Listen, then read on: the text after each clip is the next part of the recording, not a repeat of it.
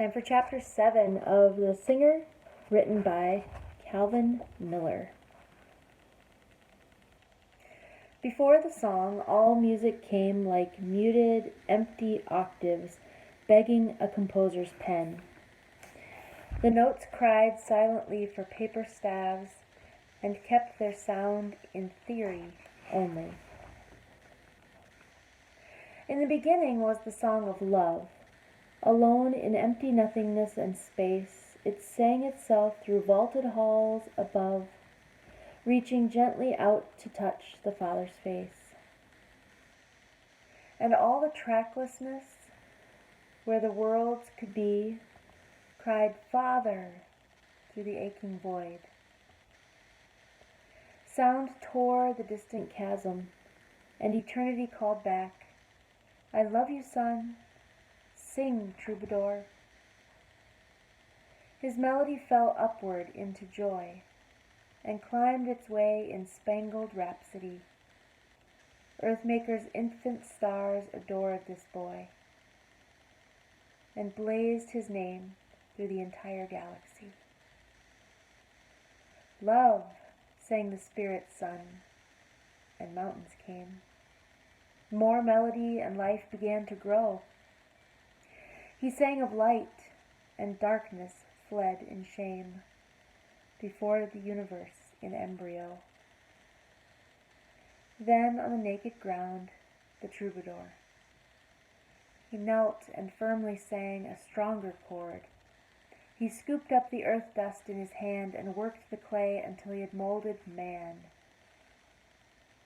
They laid him down beneath primeval trees and waited there. They loved him while he slept, and both rejoiced as he began to breathe, a triumph etched in brutal nakedness. "I'm a man," the sun-crowned bell sang. He stood and brushed away the clinging sand. He knew from where his very being sprang, wet clay still dripping from the singer's hands.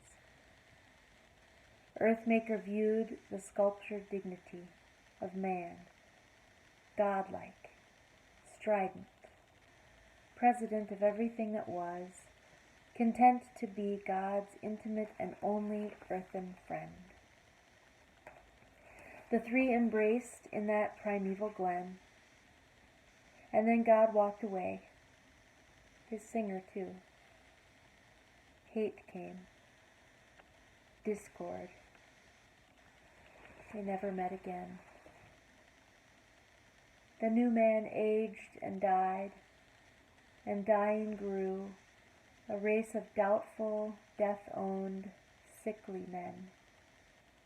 And every child received the planet's scar and wept for love to come and reign,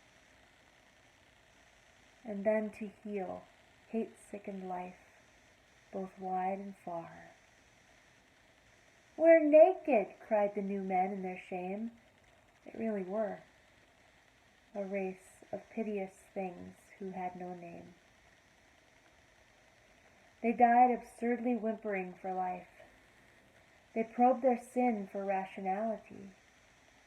Self murdered self in endless, hopeless strife, and holiness slept with indecency. All birth was but the prelude unto death, and every cradle swung above a grave. The sun made weary trips from east to west. Time found no shore, and culture screamed and raved. The world, in peaceless orbits, sped along and waited for the singer and his song.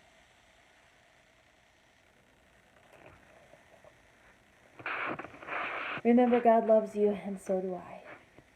Until next time.